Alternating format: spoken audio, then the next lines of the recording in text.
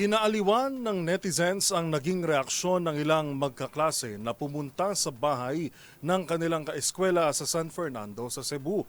Imbis kasi na sa exam o sa performance task, kabahan ang mga ito sa isang malaking aso pala na tila nanigas pa sa kanilang mga pwesto. Ang nakakakabang tagpong yan ng mga estudyante with giant fur dog na si Paeng, tinutukan ni Rovic Manuel.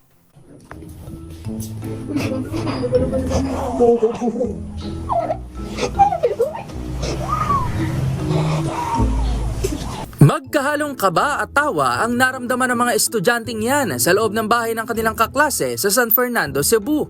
Pagpasok kasi ng mga ito ay nasubukan na agad ang kanilang mga tapang nang biglang lumabas ang isang pagkalaki-laking aso. Yan ang aso na si Paeng na isang Great Dane. Kita sa posted video ng uploader na si Kiria ang mga mag-aaral na tila nanigas at hindi nakagalaw sa kanilang mga pwesto nang lapitan na at amuyin isa-isa ni Paeng. Pero nothing to worry naman daw dahil hindi nangangagat itong si Paeng kundi nangingilala lamang daw ito lalo na sa mga bisita.